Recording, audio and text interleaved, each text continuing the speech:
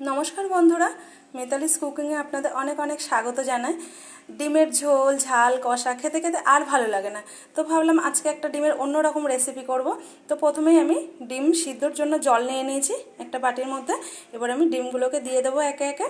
ডিমগুলোকে প্রথমেই আমি সিদ্ধ করে নেব। আমি এখানে 5টা ডিম নিয়েছি। আস্তে আস্তে দেব, নাহলে ডিমগুলো ভেঙে যেতে পারে।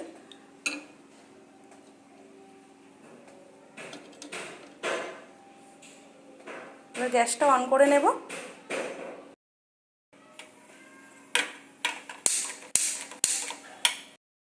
গ্যাসটা অন করে দিয়েছি, ডিমগুলোকে খুব ভালো করে সিদ্ধ করে নেব। এবার এদিকে ডিম সিদ্ধ হতে হতে আমি ডিমের যে মশলাটা করব সেটা রেডি করে নেব। দুটো পেঁয়াজ, একটা বড় টমেটো নিয়েছি, এগুলোকে কেটে নেব। আর কয়েকটা রসুনের আমি ছাড়িয়ে রেখেছিলাম আগে। বেশি রসুন নিইনি, যেহেতু আমার ডিমের পরিমাণটা 5টা ডিম, তাই সেই মতোই আমি রসুনটা নিয়েছি। এদিকে এবার কেটে নেব এগুলো।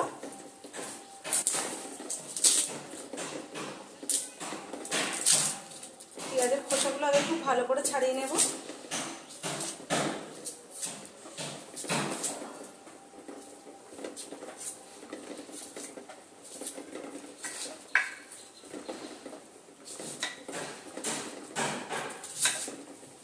লম্বা লম্বা করে পেঁয়াজগুলোকে কেটে নেব।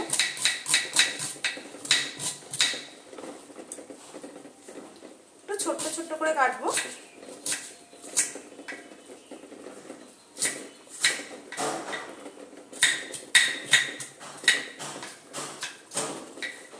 আমি এখানে দুটো পেঁয়াজ নিয়েছি, মিডিয়াম সাইজের, খুব একটা বড় না আবার একদমও ছোট না।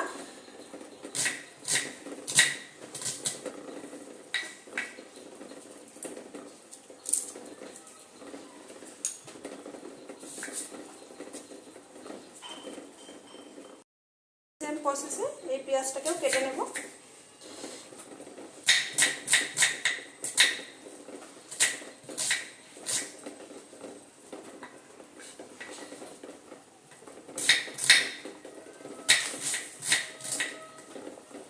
এবার টমেটোটা আমি আগেই ধুয়ে রেখেছিলাম, টমেটোটাকে কেটে নেব।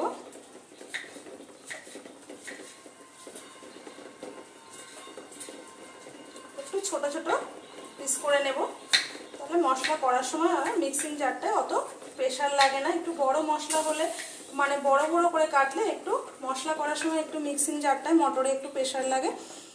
এবার আমার কাটা হয়ে গেছে কিন্তু পেঁয়াজ, রসুনটা এই যে কয়েকটা নিয়েছি, বেশি নিইনি, 7-8 কোয়া রসুন নিয়েছি, আর দুটো পেঁয়াজ নিয়েছি, একটা টমেটো নিয়েছি।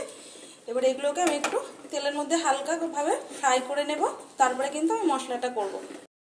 কিন্তু ডিমটা প্রায় হওয়ার মুখেই কিন্তু দেখুন ফুটে গেছে, খুব সুন্দরভাবে ডিমটা ফুটছে। আর একটুখানি হলেই ডিমটা কিন্তু হয়ে যাবে, তারপরেই নামিয়ে দেব। কয়েকটা কাঁচা আর পাকা লঙ্কাও কিন্তু মিলিয়ে আমি নিয়ে নিয়েছি। একটু ঝালের পরিমাণটা আমি একটু বেশি দিয়েছি, কারণ আমাদের বাড়িতে সবাই একটু ঝালটা বেশি পছন্দ করে, তাই সেই কারণে একটু ঝালটা আপনাদের কাছে বাড়ানো কমানো। ডিমটা সিদ্ধ হয়ে গেছে, এবার আমি নামিয়ে নেব। ডিমটা কিন্তু গরম জলটা একটু ফেলে দেবো, দিয়ে একটু ঠান্ডা জলের মধ্যে রাখবো,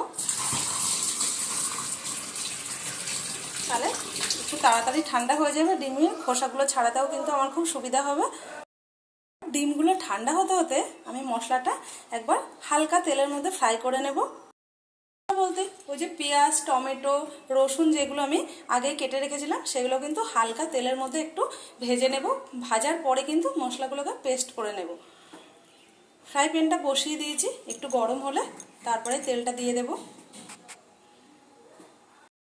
ফ্রাই প্যানটা কিন্তু গরম হয়ে গেছে, এবার খুবই সামান্য তেল দিয়ে দেবো। আমি এই রান্নাটার জন্য কিন্তু সরষের তেল নিয়েছি। তেলটা চারিদিকে এইভাবে একটু ছড়িয়ে দিয়ে দেব।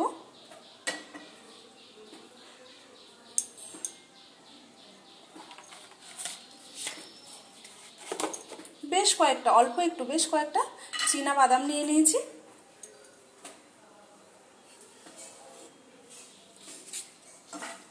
ফ্লেমটা কিন্তু একদম লো আছে, হাইতে দিলে কিন্তু পুড়ে যাবে এগুলো।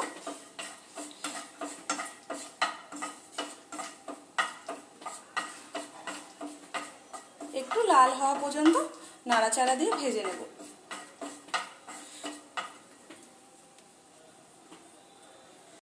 বাদামটা কিন্তু ভাজা হয়ে গেছে, একটু পুটপাট করে ফাটা শুরু হয়েছে, তার মানে বুঝে নিতে হবে বাদামটা কিন্তু ভাজা হয়ে গেছে। এবার আমি তুলে নেব, একদম সরাসরি মিক্সিং জারেই তুলে নেব।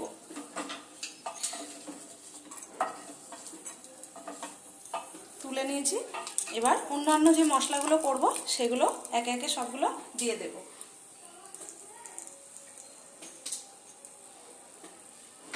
প্রথমে দিয়ে দেবো পেঁয়াজ কুচিগুলো, লঙ্কা নিয়ে নিয়েছিলাম কাঁচা আর পাকা লঙ্কা মিলিয়ে, সেটাও দিয়ে দেবো। রসুনটাও দিয়ে দেবো, টমেটোও দিয়ে দেবো, সব একবারেই করে নেব।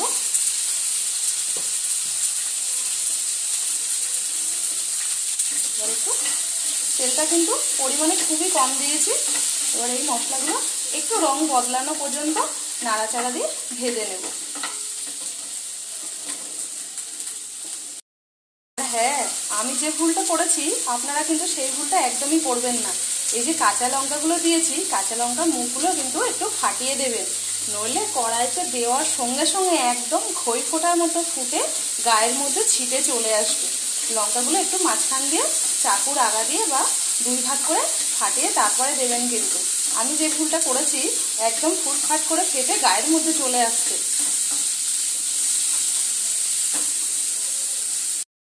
মশলাটা কিন্তু আমার একদম সুন্দর ফ্রাই করা হয়ে গেছে, আর এর বেশি করব না, কারণ বেশ লাল কিন্তু রং কিন্তু একদমই চেঞ্জ হয়ে গেছে। মানে টমেটোগুলো পেঁয়াজগুলো খুব সুন্দর কিন্তু ভাজা হয়েছে। এবার আমি নামিয়ে নেব মশলাটাকে, একবার নাড়াচাড়া দিয়ে মশলাটাকে আমি নামিয়ে নেব। গ্যাসটাকে অফ করে দিই প্রথমে। এবার এটাকে ঠান্ডা করার জন্য আমি 10 মিনিট রেখে দেব।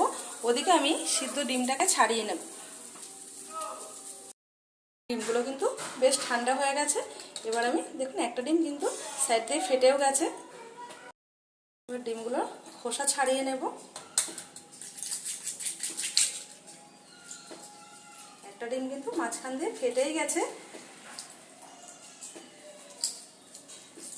মাঝখান দিয়ে যেহেতু কেটে নেব, কোনো ব্যাপার নেই, অসুবিধা নেই।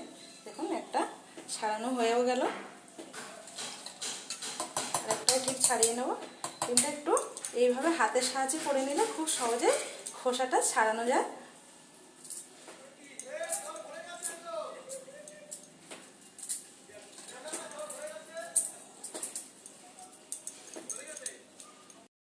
ডিমগুলো কিন্তু সবগুলো খোসা ছাড়িয়ে পরিষ্কার করে নিয়েছি।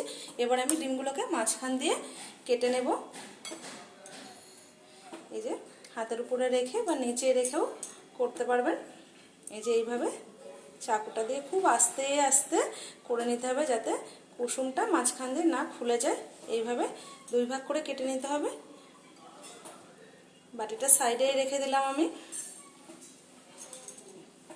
মাঝ বরাবর খুবই সাবধানে কাটতে হবে, যাতে কুসুমটা কম বেশি না হয়ে যায় বা কুসুমটা সাইড না হয়ে যায়।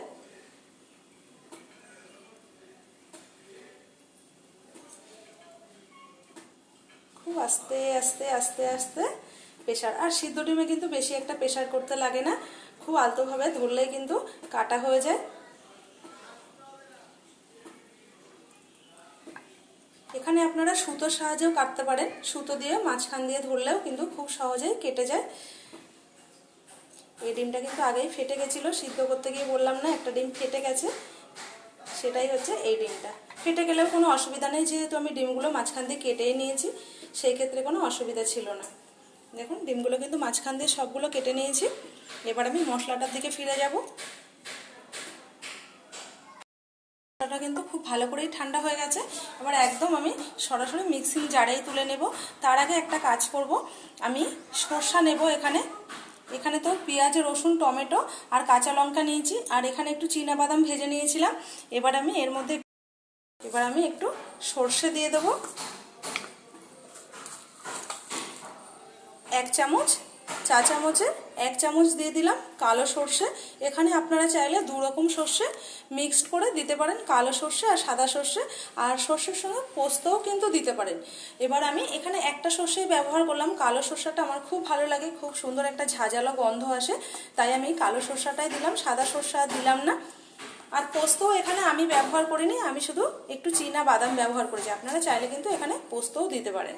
এবার সব মশলাগুলোকে আমি খুব সুন্দরভাবে একটা স্মুথ পেস্ট বানিয়ে নেব।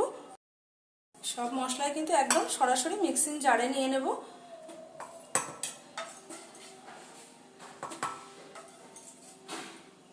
আমি কিন্তু ডিম বুঝে কিন্তু মশলার পরিমাণগুলো দিয়েছি। 5টা ডিমে যতটুকু মশলা লাগে ঠিক ততটুকু পরিমাণে কিন্তু আমি মশলা নিয়েছি। এখানে আপনারা ডিমের পরিমাণ বাড়ানো কমানো করলে মশলার পরিমাণটা বুঝে দেবেন।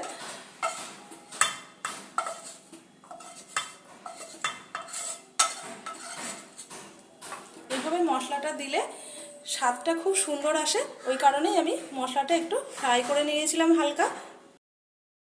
পেস্ট করে নেব মশলাটা। দেখুন খুব সুন্দর একটা স্মুথ পেস্ট বানিয়ে নিয়েছি। পেস্টটা কিন্তু খুব সুন্দরভাবে হয়েছে, একদম সব মশলাগুলো কিন্তু খুব সুন্দর হয়েছে। এবার আমি আবারও গ্যাসটা অন করে ফ্রাই প্যানটা বসাবো। ফ্রাই প্যানটা বসানোর আগে আরেকটা কাজ আছে। আমি একটু আমুলের বাটার এখান থেকে কেটে নেব।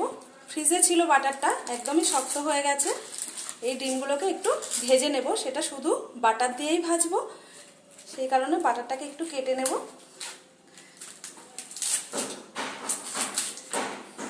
ফ্রিজে রাখার কারণে বাটারটা একটু শক্ত হয়ে গেছিল। একটা স্লাইস কেটে নিয়েছি। এবার গ্যাসটা অন করে দেবো। এবার গ্যাসটাকে অন করে নেব, দিয়ে ফ্রাই প্যানটা আবার বসিয়ে দেব।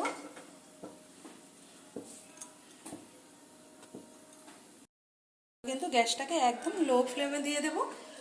এবার বাটারটাকে কড়াইয়ের মধ্যে দিয়ে দেব। এখানে আপনাদের হাতের কাছে বাটার থাকলে বাটার দিয়েই চেষ্টা করবেন, হাতের কাছে বাটার না থাকলে সাদা তেল দিয়েও এই কাজটা করে নিতে পারবেন। একটু ডিমগুলো হালকাভাবে ভেজে নিলে কি হবে, তাহলে আর কুসুমগুলো ফেটে যাওয়ার সম্ভাবনাটা থাকে না। বাটারটা কিন্তু বেশি ভাজা যাবে না। এবারে কেটে রাখা ডিমগুলো কিন্তু আমি বাটারের মধ্যে দিয়ে দেব। গ্যাসটাকে কিন্তু একদমই কমানো আছে, বাড়ানো যাবে না, তাহলে কিন্তু বাটারটা পুরো কালো হয়ে যাবে।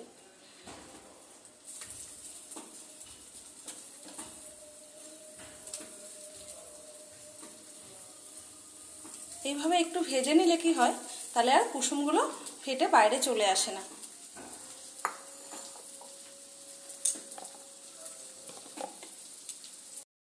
অল্প একটু হলুদ গুঁড়ো ওপর থেকে দিয়ে দেব,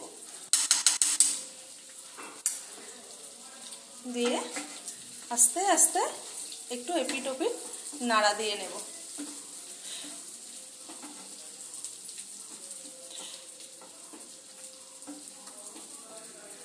কাজটা কিন্তু খুব আলগা হাতেই করতে হবে।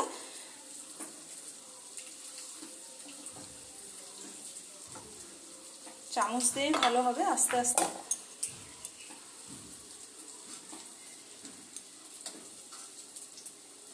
হালকা একটু ভেজে নেব, বেশি লাল করার দরকার নেই।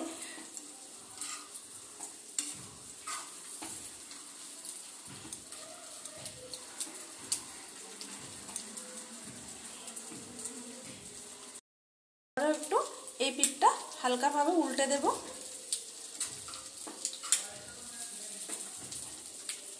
এই পিঠটা কিন্তু বেশ লাল হয়েছে।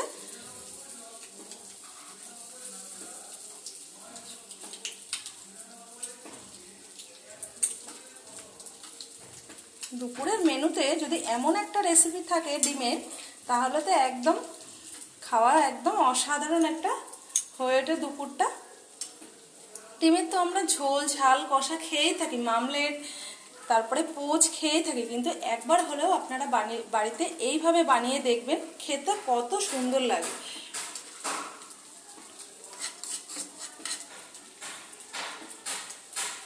আবারও এবার গ্যাসটাকে বন্ধ করে দেব, আর বেশি ভাজবো না। প্রথমেই বলেছি আমি বেশি লাল করব না। হয়ে গেছে এই পিঠটা, একটু থাক। এবার যে কাজটা করব, এবার আমি একটা টিফিন বক্স নিয়ে নেব। আমি একটা মিডিয়াম সাইজ কিন্তু টিফিন বক্স নিয়ে নিয়েছি। একদম ছোট্ট টিফিন বক্স হলে আমার অসুবিধা হতো, যেহেতু 5টা ডিম আছে, কেটেছি 10 টুকরো হয়েছে, সেহেতু ছোট্ট টিফিন বক্সের মধ্যে অসুবিধা হতো মশলা দিয়ে, তাই আমি একটা মিডিয়াম সাইজের টিফিন বক্স নিয়েছি, একটু বড় বক্স হলেই ভালো হবে, মশলা দিয়ে ডিমগুলো খুব সুন্দরভাবে ছড়িয়ে দেওয়া যাবে। এবার টিফিন বক্সটাকে আমি খুলে নেব।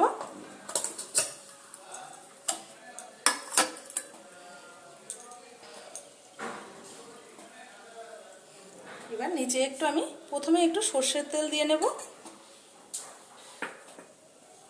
দিয়ে টিফিন বক্সটা এইভাবে একটু আলতোভাবে নাড়িয়ে দেব।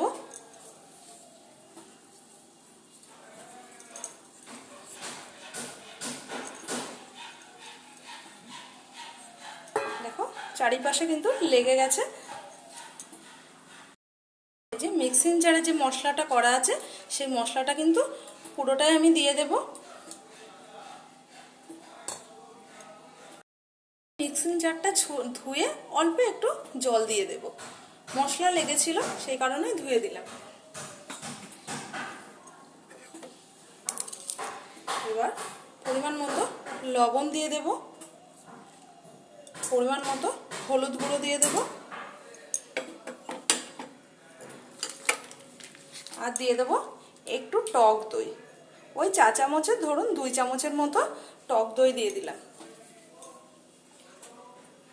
আর দিয়ে দেব এই যে সরষের তেলটা।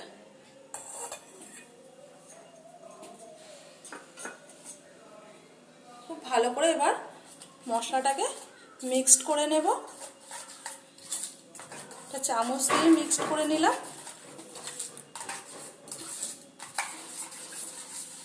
খুব সুন্দরভাবে এই যে দইটা দিয়েছি, দইয়ের সঙ্গে মশলাটা কিন্তু খুব সুন্দরভাবে ফাটিয়ে মিশিয়ে নেব।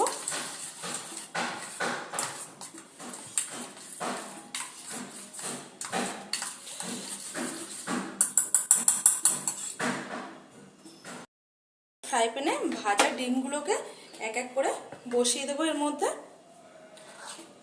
এই যে ভেজে রাখা ডিমগুলো কিন্তু টিফিন বক্সের মধ্যে বসিয়ে দেব। খুবই আস্তে আস্তে দেব, যাতে কুসুমগুলো একদম ডিমের থেকে আলাদা না হয়ে যায়।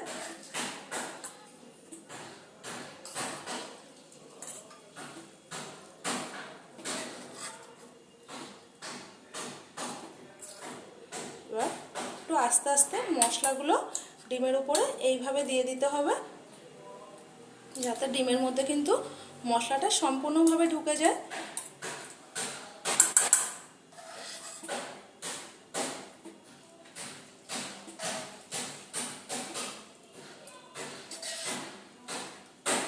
ওপর নিচ করে দিলাম একবারে, এক সারিতে সবগুলো ধরলো না। এবার মশলাগুলো এই ডিমের উপরেও ঠিক একইভাবে দিয়ে দেব। এর মধ্যে আর কোনো জল কিন্তু আমি দেব না।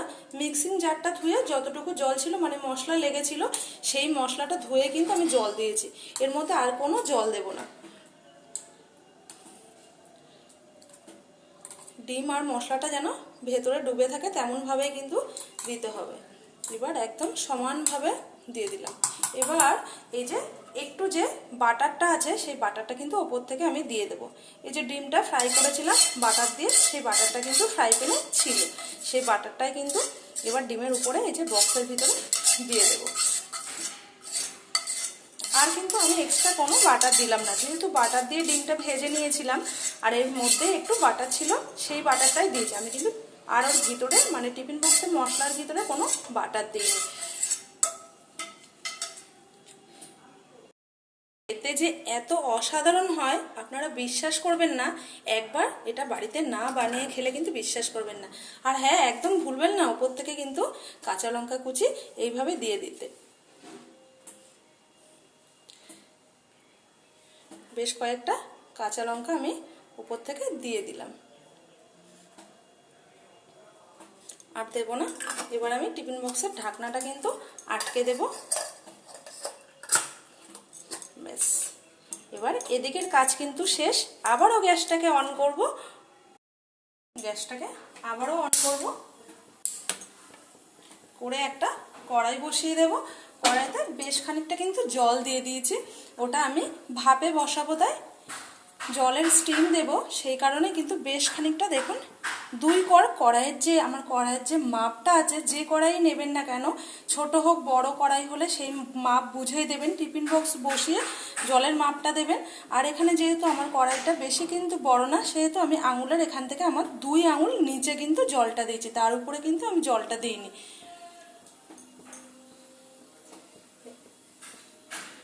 বা জলটা গরম হলে আমি এবার টিফিন বক্সটাকে বসিয়ে দেব। জলটা কিন্তু গরম হয়ে গেছে, এবার আমি টিফিন বক্সটাকে বসিয়ে দেব। বড় কড়াই হলেও ঠিক টিফিন বক্স থেকে 2 কড় নিচে, মানে আঙুল মেপে 2 কড় নিচে কিন্তু জল দেবেন। টিফিন বক্সটা কিন্তু অর্ধেক জলের মধ্যে ডুবে থাকে, তেমনই কিন্তু জলটা দিতে হবে। টিফিন বক্স কিন্তু একদম মানে মাথার মানে এই যে কানাটা যে আছে তার নিচে কিন্তু জল দেওয়া যাবে না, তাহলে যখন জলটা ফুটতে শুরু করবে টিফিন বক্সের ভিতরে কিন্তু জলটা ঢুকে যেতে পারে। তাই টিফিন বক্সের থেকে সবসময় নিচে একটু জল দিতে হবে, 1 কড় 1.5 কড় নিচে কিন্তু জল দিতে হবে। এবার আমি ঢাকনা দিয়ে ঢাকা দিয়ে দেব। সময় কিন্তু স্টিম দেওয়ার দরকার নেই, যেহেতু ডিমটা সিদ্ধও ছিল, মশলাটাও ভেজে নেওয়া আছে, তাই 15 মিনিট স্টিম দিলেই কিন্তু আমাদের তৈরি হয়ে যাবে বাটার ডিম ভাপা।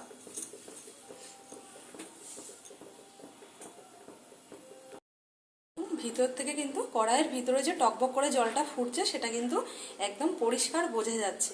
এইভাবে আমি একদম ঘড়ি ধরে পাক্কা 15 মিনিট স্টিম দেব, তারপরেই নামিয়ে নেব। দেখুন 15 মিনিট ধরে আমি স্টিম দিয়ে নিয়েছি। এবার আমি গ্যাসটাকে বন্ধ করে দেব। গ্যাসটা বন্ধ করার পরে এখনো কিন্তু জলটা ফুটছে, ঠান্ডা হলে খুলে আপনাদেরকে দেখাবো। দেখুন জল কিন্তু টেনে অনেকটা নিচে নেমে গেছে। ঠান্ডা হওয়ার অপেক্ষা করব, ঠান্ডা হলে টিফিন বক্সটা খুলে নেব। বলুন এবার তাহলে টিফিন বক্সটা খোলা যাক, ওটা গরম আছে।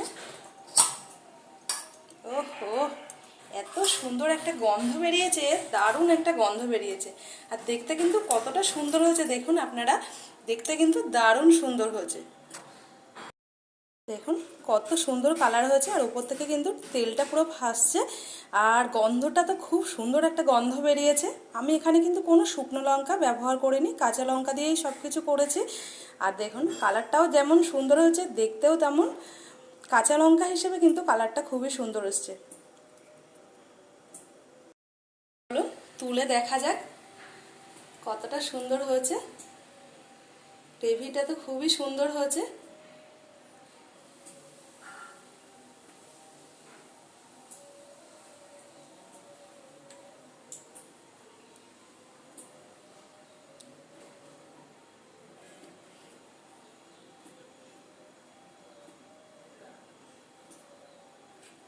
দারুণ একটা গন্ধ আসছে, এত সুন্দর একটা গন্ধ আসছে।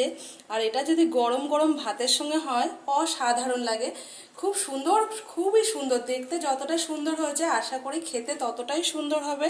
তার সঙ্গে যদি গন্ধরাজ লেবু থাকে তাহলে তো কোনো কথাই নেই।